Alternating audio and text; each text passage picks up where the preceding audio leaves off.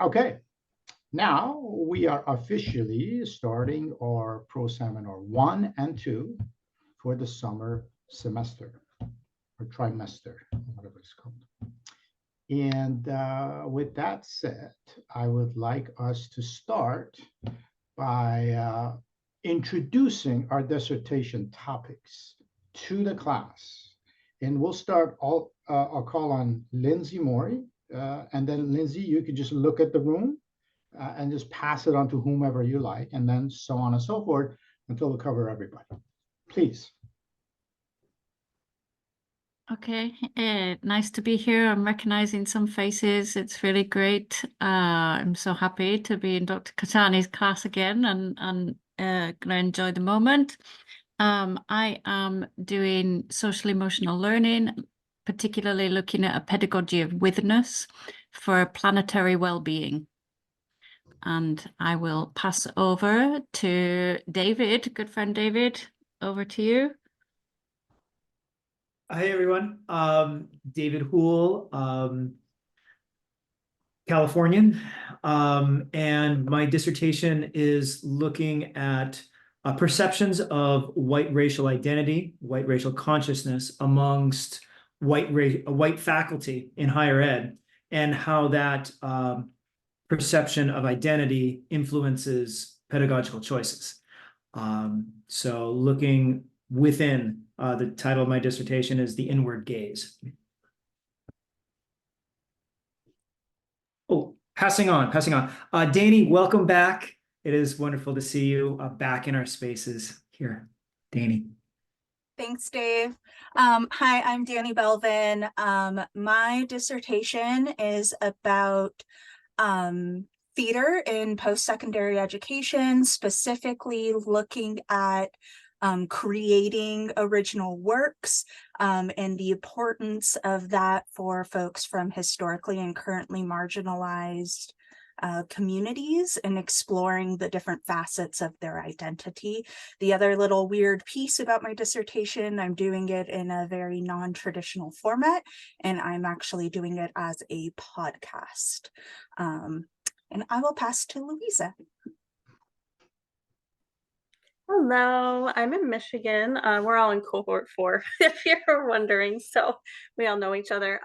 My topic is sense of belonging in higher education and classroom practices that might increase that for students at a community college, which is where I work, but it could be applied to other higher ed schools. And like Danny, I'm doing a non-traditional dissertation. I'm doing a professional innovation dissertation. So I've created a self-assessment tool for higher ed faculty to use, which is a list of practices that they should or could incorporate into their classroom, and then a companion course that goes along with that about helping them learn about identity, implicit bias, which is a huge issue at our institution. A lot of faculty, it's new for them. And then it goes through the rest of the criteria and practices, why they're important and how they can help students develop a sense of belonging. Oh, and I keep forgetting. I'll go to Bailey. Hey everyone, I am in Massachusetts. My research is in the role that white culture and whiteness in general plays in K-12 educators' perceived participation and impacts in equity work in suburban public education spaces. I will go to Jessica. Hi, Jessica. Good to see you. Hi, Bailey, and everybody. I'm in Ohio, so I'll be seeing all of you here soon, although it's still a couple-hour drive for me, but that's okay. I don't have to go as far. Mine is going to be on how the hidden curriculum of speciesism shows up in everyday discourse via the method of autoethnography.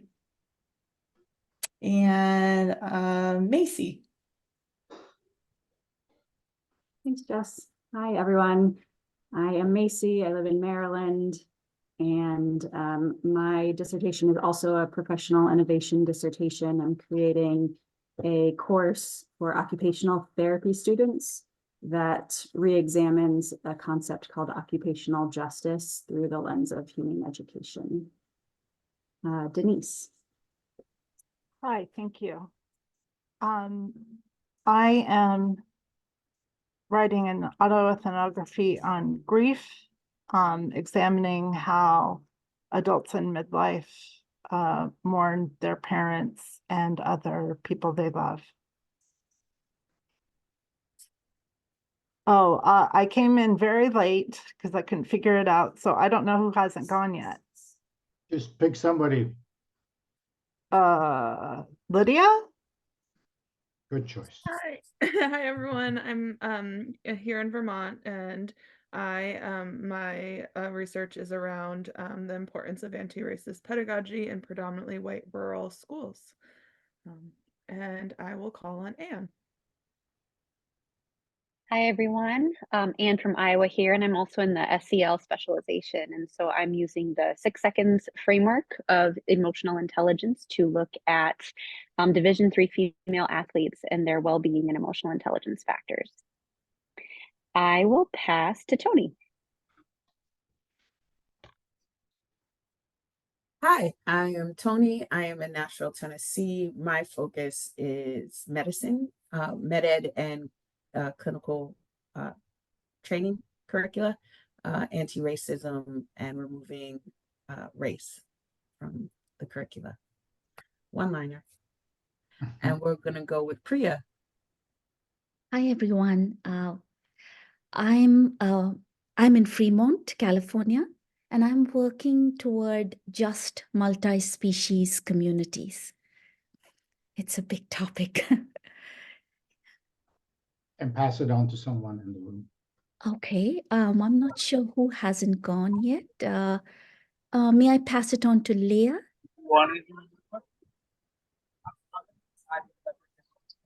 Hi, I am in Keene, New Hampshire, and my topic, I'm in the Waldorf cohort. I think we're also cohort 4, I'm not sure.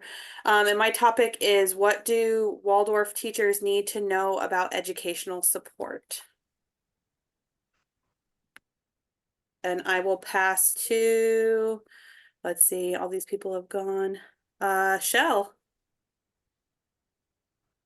Hi everyone, I'm Shell. I'm up in Massachusetts, or down if you're up from me. And my dissertation topic is on bringing emergency pedagogy into non-Waldorf school settings. I will choose David from our cohort. Hey y'all, it's David. I'm in Massachusetts, and I'm doing a program evaluation of restorative storytelling to explore the relevance and effectiveness of this storytelling program for elementary school teachers. And I'll pass it over to Barbara at iPhone. Hi, sorry for the crazy picture. I'm sitting in a resort. We're here for a family wedding next fall. Strange setting for me, believe me, from BC, interior BC. So my thesis question is, motivated by love, can deep listening be a source of healing and strength for anthroposophical initiatives like Waldorf School? And I can't see who to pass it to. Just pick someone. If they've gone, they'll pass it on to someone else. This way we'll get to know everybody. I literally can't see who else is on though. Okay. Marina. You get to pick. I'll get to pick Marina.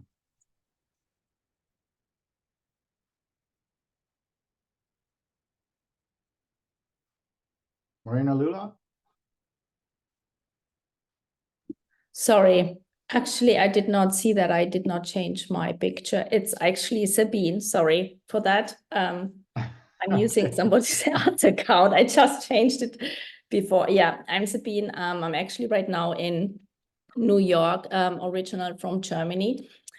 And my dissertation is on leading and learning through inspiration. And I'm using autoethnography for my methods. I'm looking back on my 20 years of journey working in different kind of countries and educational settings. Okay. Marisa, would you mind telling us what your topic is? Hello, all. I'm here, Marissa Chavez. I am from California. My dissertation topic is on collaboration between special education and general education teachers. Me and myself, I am a special education teacher, and I can see the huge social justice issue here, not having collaboration for our students with general education. And my topic or my dissertation title is Promoting Collaboration in Education and Bridging the Gap Between SPED and General Education Communities. Mm-hmm. Okay. Thank you. Thank you. And yes. Was that everyone? Is that everyone? No, me, Andrea, I'm here. Andrea. Hi. My dissertation topic is on turning empathy into action in the nonprofit world, focused on foster and justice impacted youth. Mm-hmm. Thank you, Andrea. You're welcome. Tori, did you already go? I didn't. Can you hear me? Yes, please go ahead. Okay, well, it's very likely going to cut me out again, but I'm having connectivity issues. But hi, it's good to see you all. My dissertation is focusing on looking at the admissions or barriers in the admissions process for limited entry nursing programs as a way to make the specific program I'm looking at more diverse, and then eventually work toward addressing workplace or disparities within the field. Great. Thank you so much. Dr. Kashani, I have not gone either. I think I'm the last one. All right, Megan, last but not least, to be sure. Uh-oh, that's a lot of pressure. Yeah, so my dissertation focus is exploring factors that are impacting the development and implementation of trans supportive policies in K-12 public schools, with the idea of looking towards how can we sort of start bringing these things in as more of almost like a UDL kind of perspective of having supports in place that are going to benefit all students, whether you know you have a trans student in your school or not. There are, and all the students, whether they identify as transgender or not, will certainly benefit from those inclusive policies. Mm-hmm. And we have a newcomer, Chiaki. Chiama. Jackie, you just walked in. So what we're doing is everybody's just telling what their topic is, and that's it. And then we'll get going with everything else on the agenda. Would you mind sharing with us what your topic is? Hi, everyone. I'm sorry I come late. I am a third year in Waldorf cohort, and my topic is going into the DEI from the heart thinking perspective. So how can we make it more connected without feeling guilty?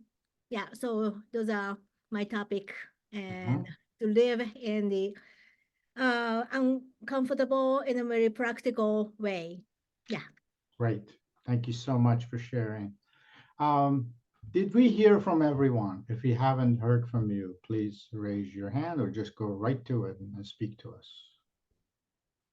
Going once, going twice. Sold. Okay. All right. So let me give you my spiel, how I approach Pro Seminar 1 and 2. It's very simple. You're doing the work. I'm here to help you in any which way I can. Now, some of you, I'm on your dissertation committees or I'm your chair and so on. So our roles are quite clear. So we're working together directly. The rest of you, the majority of the class, I am not part of your committees and so on. So I won't be commenting voluntarily commenting on your content of your work when we are working together throughout the semester. But when I say I'm here to help you out any which way I can, that doesn't mean that we can't have a conversation about what you're doing.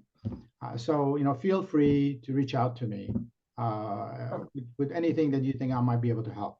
Of course, be mindful of my time and everything else. And of course, there's certain areas of expertise that I can help with, and there are other areas that, like if you come to me and say, I want to indigenize my dissertation, I'll just have to tell you, I don't really know what that means, but maybe you can educate me, and maybe I can figure out some ways to send you to the right places and so on. So that sort of thing. But here, the idea behind Seminar 1 and 2, at least from my perspective, is to work with a scholar, practitioner, which all of you are, and with my colleagues.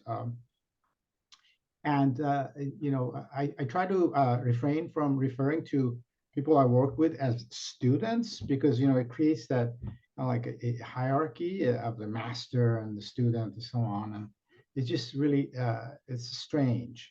In the undergraduate programs, that's absolutely appropriate, right? A teacher and student, all that. But in this setting, I think in the context of what we're doing together, we're colleagues working together, learning from each other. So that's my philosophy. Now, other people may see this differently, and that's perfectly all right. It's free country. We can think and speak any which way we like. So I am hazarding a guess that all of you here have achieved a certain level of advancement in your work, meaning that you've done your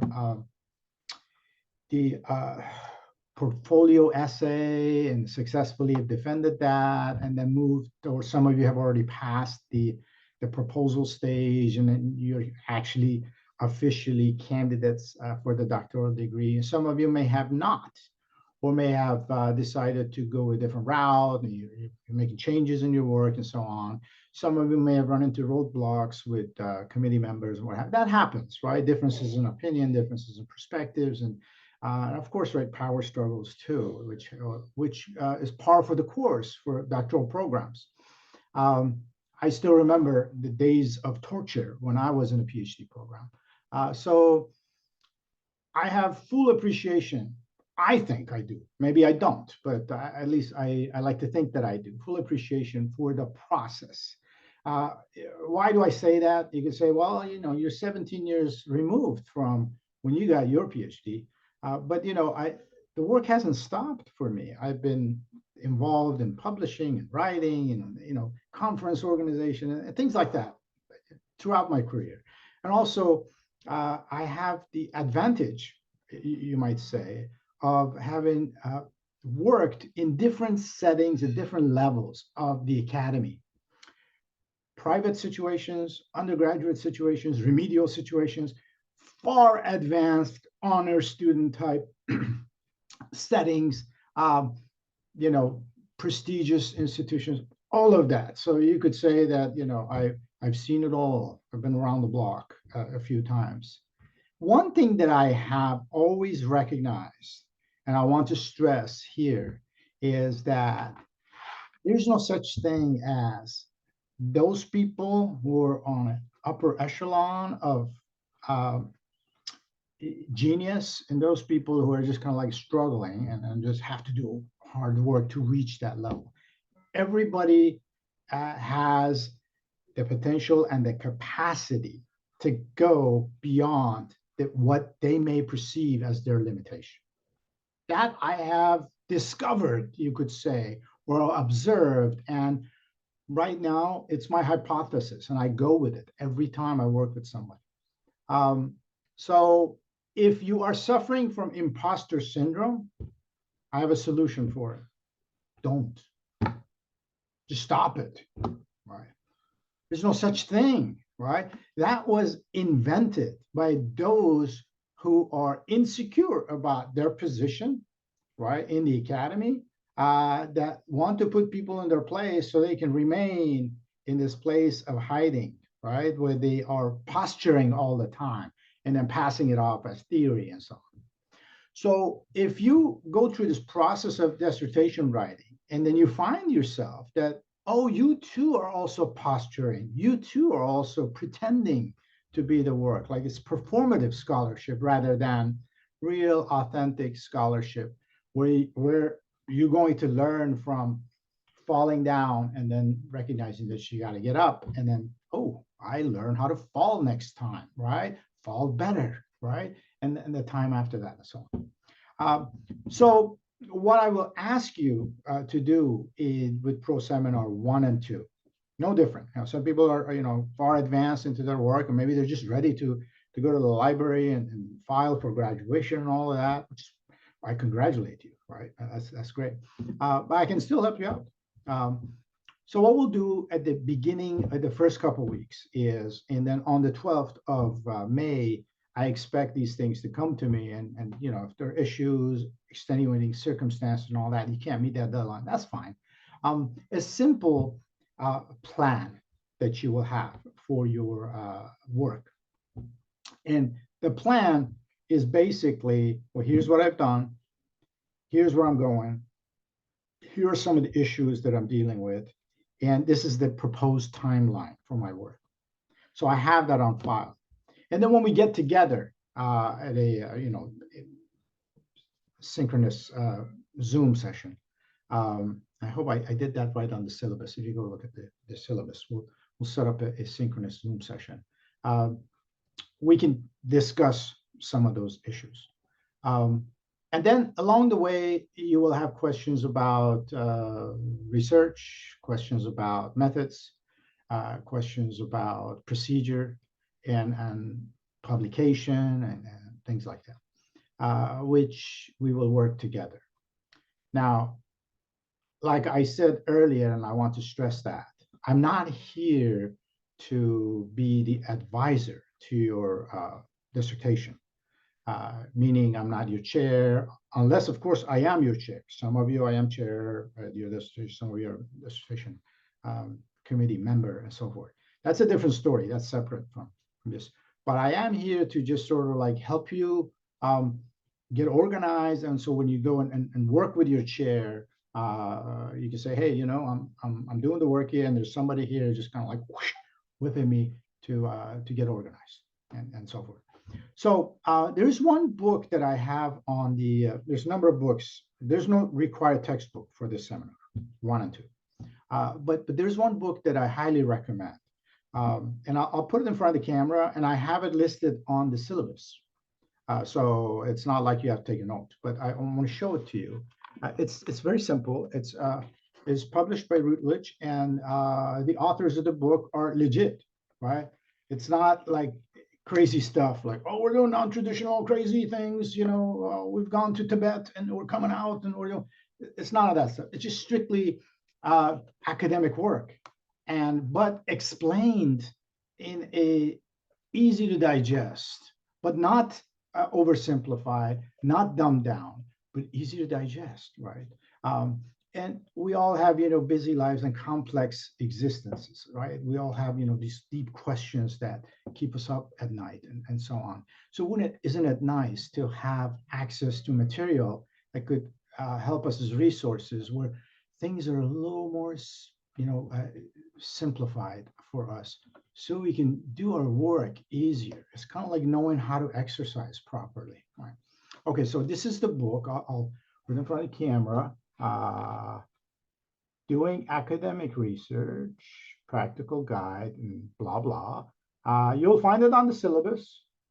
And I don't think it's very expensive. You can go to your favorite bookseller, whether it's Amazon or something else, and just pick up a copy. But you're not required to get it. But I think it'll be helpful. So whenever I teach research methods anywhere, I haven't done it at this school, but wherever I do it, I use this book, and people have reported back to me that they truly appreciate it, having this book in their hands. Okay, now the schedule is quite straightforward, right? If you go to the syllabus, you can see, I'm going to dispense with just going over the details and all that, right? I don't want to waste your time with that. We're getting together 3 Zoom sessions beyond this one, so a total of 4, including this one. And then besides that, you just submit the plan. And now, along with that plan, the proposed plan that's due on the 12th, I want you to also give me something else. And this is for my benefit, for record keeping. So I know, right today you told everybody about your topics and all that. Give me a 1 to 2 pager, nothing more than 2 pages, please. Where and this could be like the title page of your dissertation or your proposal, where your name is there, the topic title is there, the name of the people on your dissertation committee is there. And also if you have an abstract already written up, and it could be like a work in progress, so because you're not defending your dissertation with me, so it's not like, well, this is the final draft, but some kind of an abstract. And if you don't have an abstract, just give me a synopsis of what's happening with your research, so I can have that. And I am not a old, but I am old school when it comes to academic work. So I like to have those. I print them up. This is what I usually do. So that's why I'm asking 1 or 2 pages at most. I print those up, and I'll have everything on file for post seminar 1 and 2. So when we have discussions, I can refer to it, and then we can talk about it and so forth. So that you can submit anytime between today and the 12th. But on the 12th, please submit your proposed plan. And then, so it's 1 o'clock. We have half an hour. What I like to do now is, for the rest of our time together for today's session, is to just be here, and you can ask questions. And if I have an answer, I'll have a response anyways, right? Whether it's a satisfying answer or not, I don't know, but I can answer your questions. Jessica. So for the semester plan, I saw in Sakai under the EDD dissertation resources that there's an actual like template. Is that what we're supposed to use? Yes, you can use that if you prefer, or not. Use your own, template that you want to create. As long as you've got a plan. You say, well, this is my plan. This is what I'm going to do, and this is I'm going to do it at this time, that time, and so on, right? So I know what you're doing. It's a good question. Thank you. Danny, please. Yeah, this is maybe kind of an off the wall question. So I see on the syllabus we have various like forum discussion topics and things. I wanted to put forth the question if it would be possible. This is something that I did in Pro Seminar 1 back last fall, and I know a group did it in Pro Seminar 1 and 2 last semester. But instead of having forum discussions, if we were in a small group who had regular Zoom meetings instead, to kind of share in real time our reflections on those things, and then send you the recording, would that suffice? Okay, I know you took that with Gary, right? Gary does that regularly, where he gets people to get together and do a Zoom recorded and share and so on. My answer is 2-tier answer. One is perfectly okay. You can do whatever you want. Get together, do sessions, share the Zoom on the forum, right? When I say let's dialogue here. But what I really want to see, it's my desire, call it wishful thinking perhaps, is for folks to go into that forum and develop a discourse, right? Now you've got Pro Seminar 2, Pro Seminar 1 are 2 separate courses, 2 separate places where you do the forum discussion, which is fine, because this presumably Pro Seminar 2 folks are at they're closer to the finish line than the Pro Seminar 1. So the topics of discussion are going to be different, and that's fine. So that'll be a smaller group. Pro Seminar 1 is going to be more people. So you could say, well, that's very difficult to just go in there and just talk back and forth asynchronously. What benefit does that have for me? Now, as somebody who's done research on transformative pedagogy, I can tell you with a great degree of confidence is that if you engage with that, and you may just be talking to only 2-3 people and not the, the 15 people that get, post stuff there. You will find new ways of thinking about your own projects. Whereas, and of course, having the recorded Zoom session in there would be helpful too. So, I'm going to go take a look at that, right? But I want people just to get involved with the discussions. Now, if you've taken seminars with me before on other subjects, whether it's transdisciplinarity, social justice philosophy, blah, blah, blah, you know that's how I operate. So you can do both, or you can just do one. Does that answer the question? I think so. If you're saying we could do both or we could do one, does that mean we could just do kind of the Zoom conversations, post those Zoom conversations? The back and forth is kind of covered by the back and forth real time that we've had? Yeah. I'm not going to penalize you or say, oh, you never posted anything, so no pass. No, that's not going to happen. Everybody who's here is going to pass. Right? This is not about, how much work did you do for me? It's how much work you're capable of, you have the time for, and how much you want to, the intentions and all that. So it's there, and I prefer to see a lot of engagement and energy there. But if you can't do it, and you just want to talk to 3 people and then do a recorded session and throw it in there, that's fine. You're still going to get credit. So does that answer the question? Yes, I think so. Thank you.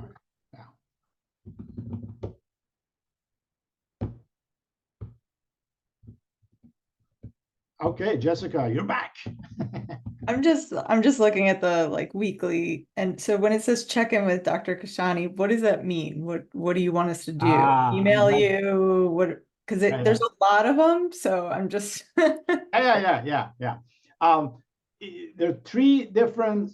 You have my phone number, right? You can text me, you can call me, you can email me, you can request the Zoom. Somehow you got to get a hold of me and check in with me, right? Does that make sense? What does it mean by check-in? What do you want us to do with the check-in? I knew that was coming up. Yeah. You read my mind. So what does check-in look like? You basically, let's say I get an email from you, Jessica. You say, hey, Dr. K, I was last week, I met with my chair and we went over, the methodology chapter, and I ran into an issue with it, and then we had, differences in opinion, and I'm struggling with it. I'm working it out.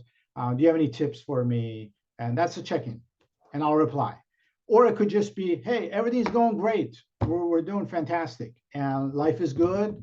I just took my dog to get shampooed, and they did a great service, and I'm very happy. And I'll say, fantastic, Jessica. Keep going, right? Keep up the good work. And that's it, right? So as long as we're kind of staying in touch, and that's what the check-in is all about. It could get complicated, or it could be super simple. Thank you for asking those questions. So I might have forgotten to talk about. Lindsay, you have your hand. All right, then I guess the next question is about the presentation and how long is that going to be? And is it a video uploaded on the site, or is that in a meeting like this? What sort of? Okay. I left that kind of like TBA, so we can talk about it. Now, we can do different things depending on what you prefer and, how much time and energy you want to put into it, right? Because of the complexity of our lives. What I would like to see, or you could say require, is for you to put something up there. It could be a PowerPoint presentation. It could be a video of the PowerPoint where you narrate it, or it could be a written presentation of the work you've done, or it could be all of the above, right? we can talk about that. So when you go to the discussion forum, that's your forum. That's not for me to come in there and just kind of like keep an eye on everything and all that stuff, right? It's for you to go in there and dialogue about these things. Raise these questions. Say, what do you prefer? What do folks prefer that we do? Because, you know, having listened to the topics being introduced to us, I am fascinated by every single topic. I want to know what's going on and what you found. How many of your embedded assumptions were destroyed as a result of the inquiry, right? How many of your assumptions were reaffirmed, right? How many iterations of developing research questions did you have? Some people go through this process of research and inquiry, starting out with 5 questions. Then they develop it into 50 questions. Then they come back and everything is just thrown out the window, and you start from scratch, right? For those of you who've written and published, you know that this is how it works, right? You do the first draft, and then you think, oh yeah, I'm onto something, and then you do the second, third draft, and you're like, holy shit, what did I do? Yeah, and you come back. So I'm glad you asked that question, because I want the final presentations to be something where everybody gets access to what you're doing, so we can learn from your work. But then at the same time, like, there's 21 people in this class. We can't have 21 one-hour presentations. That's just crazy.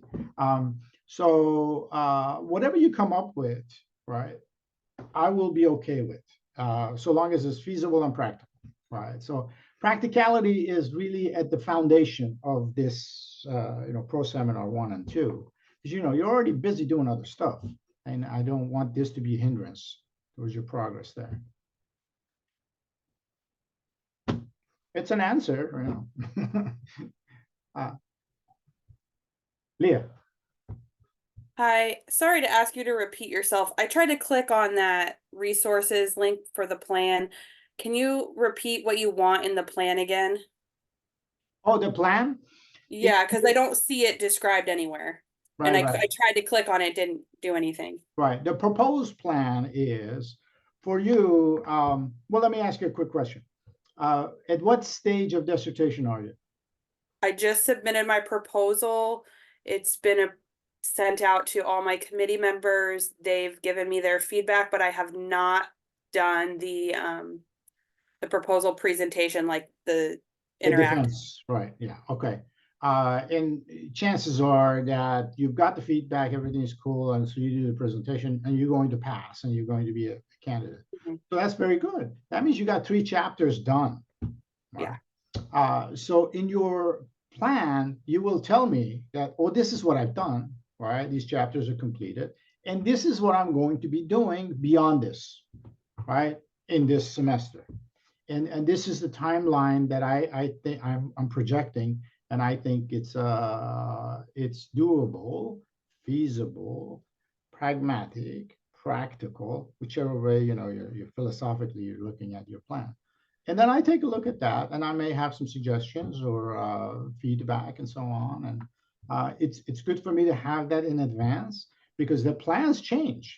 As I'll hazard a guess that most of you will agree that we make plans in our lives, and then the universe has its own plans for us. And our plans, 9 out of 10 times, or 11 times out of 10 times, our plans change. So the proposed plan will have changes at the end of the semester. So as far as using the template, I think Jessica was asking, and she saw the template there the university has published. You can use that. There's like a folder, but I tried to click on it and I couldn't see the actual. Yeah. Okay. You could use that. Are you looking in, which Sakai course are you looking in? Because it's not actually in the Pro Seminar course. Yeah, it's not. It's in the EDD Sakai course, the what's it called? The EDD Community Center under dissertation resources. Yeah, I was in the course. Where I thought it was going to be. Yeah, I was in the course, so it's in the EDD Community Center. Yeah, if you click on that, and then I'm going through it, then you click dissertation resources, and then you scroll down, there's a semester plan doc. But it has on it is the first page is basically the instructions, and then you're supposed to sign it and your chair is supposed to sign it and date, and then it just shows like a timeline. Yeah. Total timeline. And I need to give it to my chair or no? Like I said, as far as I'm concerned, you can use that and then get all the signatures and the record keeping and all that, and give it to me or not, and just have your own plan. So this is my plan, and I'm okay with that, right? Okay. The thing about these forms and, you know, the technocratic aspects of any program, and this program is not an exception, is that if you're a technocrat yourself and you really believe in this stuff, then by all means, do it. Do it according to what's published and it's there and all that. But if you think that, you know, okay, this is evolution will take over, these forms will change, things will change and all that, and then, you know, use it or lose it or whatever you do, but have a plan and then give me your projected plan, proposed plan. I see a couple of hands up. Does that help, Leah? Or I hope. Yes, thank you. I didn't write it down when you were talking about it because it sounded like there was something I could refer to, and then I couldn't find it when I tried to click on it. Okay. Thank you. That would be cool. And yeah, I'm sure, you know, whoever needs to sign it will sign for you. So no problem. Priya, you're back. Hi, Dr. Tony. Thank you. I have 3 small questions, and should I just ask them in a line in case Why they're not? related? Are you reaching your quota, right? No, Go ahead. quick. I was curious. I think Pro Sem 2 and Dissertation 2 have to be signed up for together. I was curious how these two actually work, because it seems like it's the same thing for both classes. What's required is the same thing. Do you have an idea how? Dissertation 2?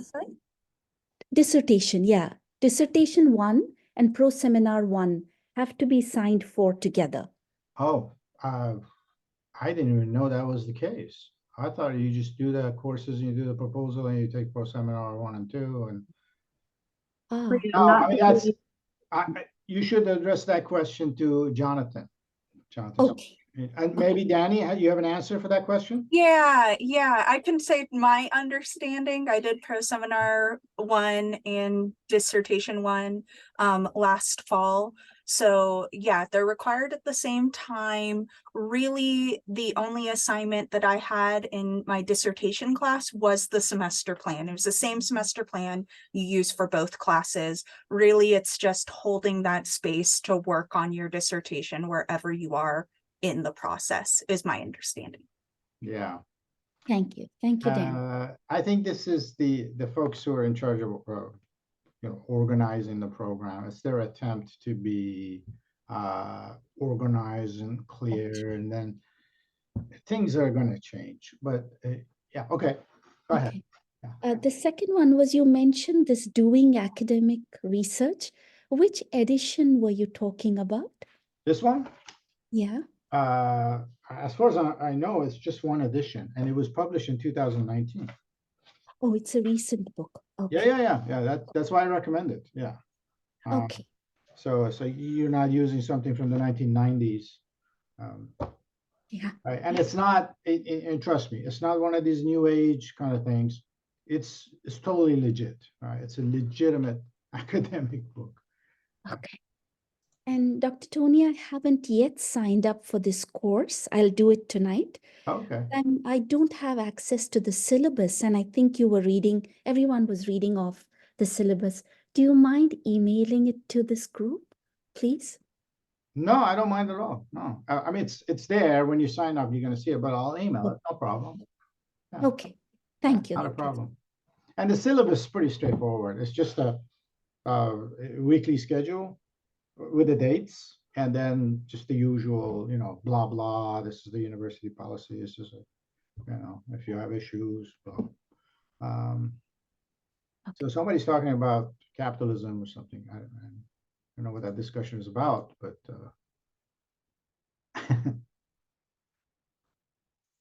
you mean like the organization of the courses, sign up for this one, sign up for that one, pay for this, pay for that? Absolutely, yeah.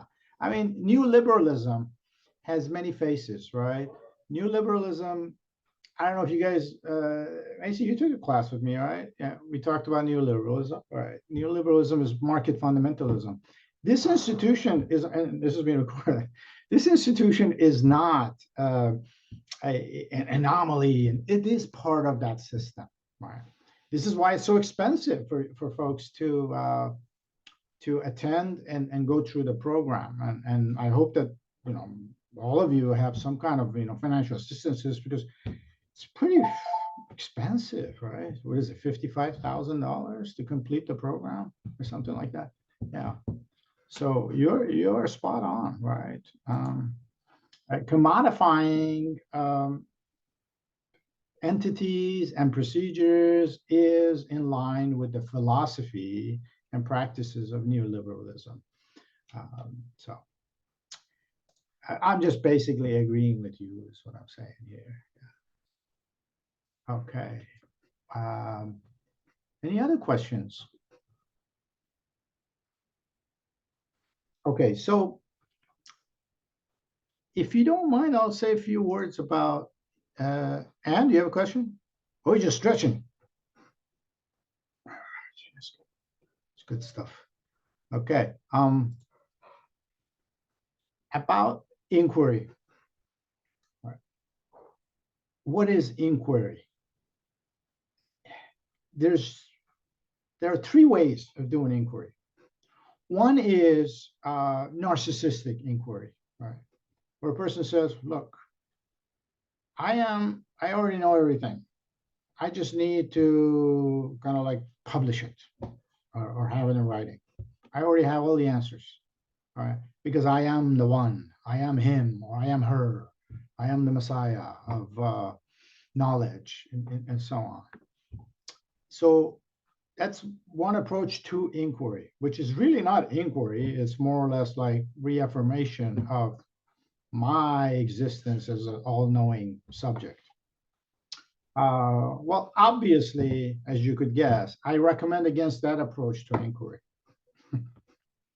Then there is the most common approach to inquiry in the academy. And by academy, I'm using the word to refer to college and university systems, not just in this country, but around the world, but particularly in countries where humanities have been removed from the paradigm of higher ed and have been replaced by, you know, focus on STEM. And then there's a companion to that, which you might find interesting, is that the total extremism on the other side, where, you know, that's where the new age approach, you know, all that comes in, where everything is about, well, you know, an anti-intellectual approach, right? And then, of course, there are different faces to that. Performative inquiry, if you like. Now, the most common is reproductive inquiry, meaning that people will do research, they'll do really hard work of, you know, going down the rabbit hole, finding all kinds of shiny objects, you know, with references and citations and you know, people who've done some good work and so forth. And they basically reproduce that. So you basically, not you, but, you know, the person who approaches that form of inquiry is reproducing somebody else's work and just kind of like, you know, polishing it a little bit. Right. It's not an original contribution to the field. That's just reproductive inquiry, which may look good, may get you published and even get you jobs. And sometimes we all have to do that kind of work a little bit, depending on which context we're working at. You know, whether it's for promotion, whether it's to bolster up our CVs or what have you. The other form of inquiry, which I highly recommend, is creative inquiry, meaning find ways of producing knowledge, right, by tapping into legitimate work that's been done before, and then discovering new ways of producing this new knowledge and being a contributor to that new knowledge. It used to be that, of course, this still is the case when we talk about PhD being a research degree, that the ultimate achievement in PhD is an original contribution to the field. And then there was this sort of like a difference of opinion. Well, what about the education, EDD, and the education doctorate degree? Well, people say, well, this is like a practice-based kind of approach to doctoral work and all that. And to some extent, you could say that, this school and many other schools like it still stick to that philosophy. But I encourage people to just think about the extent to which they can be original contributors and not think about, well, this is not a PhD, this is an EDD, this is a JD, blah, blah, right? I mean, think of yourself as a person who is finding new ways of thinking about something, new ways of presenting ideas, and then those ideas, presenting new ideas, new ways of shaping newer questions. And that's really at the heart of a true inquiry. If you do a study of the biography of people who have actually done transformative work, people at the level of like Albert Einstein, for example, right? Who recognized very early on in his life the deep connection between the arts and science, and then recognizing they're all part of the same thing. There's no difference, right? In terms of logic, in terms of process, and how the human mind, and by human mind, I don't mean just the brain that kind of facilitates the filtering and processing of things we do, but the human mind, the totality of the human mind, the wholeness of it, is in relationship to all of those things, the arts and the sciences. And science is one of the most creative entities that humanity has put together, right? In the scientific mind, of course, is the dominant mind in the Western as well as Eastern world. But now we're kind of like going back and recognizing that, hey, did we do away with the creative mind when we started focusing on the scientific mind only? And then did we change what the scientific mind is about? So that's how I see an authentic, right, honest inquiry at this level, right? There's different levels to this. Now, as you know, I mean, some of you are professors and teachers and you work with students, right? I mean, you can't tell a sixth grader, say, I want you to go do creative inquiry and don't do reproductive inquiry. You got to teach that sixth grader skills to do research, skills to do book reports and so forth. And then once that student has the skills, then continue developing the curious mind and cultivating the curiosity that shouldn't die, right? Which unfortunately our school systems are designed to suppress, the curious mind and so on. So at this level, at the doctoral level, that, in many ways you could say it's non-traditional, right? Meaning that you're not doing reproductive work. You want to do newer, original work and going against the old tradition, but at the same time, not dismissing it, right? This is one of the problems. So people say, well, if I'm going to do non-traditional work, then I must reject all traditional work. That's a huge mistake that I've seen people make. All right, so I always advise against it. Yeah. So that's all I wanted to say about inquiry. Just my 2 cents on it. Art, science, and spirituality. Yes, thank you, Priya. Yeah. Mind, body, spirit. Priya, you want to have the last word, don't you? Yeah. Yes. Go ahead. Thank you. No, sorry. I just wanted to say that both the arts and the science focus so much on the creative, so-called rational mind, the logical mind, the mind, essentially. But I think there is the lived experience that should also count. That in our lived experiences, we are both subject and object to others in the world, just like they are to us.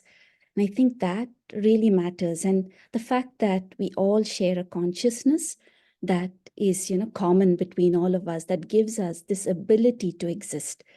I think we have to look at all 3 facets and not just think of it as creative from the mind's perspective. I agree. 100%. Right. Thank you all for taking the time and being with me here today. And I know you have other sessions to go and attend. Go ahead and do so, and I'll be in touch with all of you. And then I'll probably see you. We're going to see each other in a couple of weeks, I think. Yeah. I'll send out, emails and pick a time that hopefully will work for everyone, and we'll see how that goes. Right. Again, be well. Thanks, everyone. Thanks, everyone.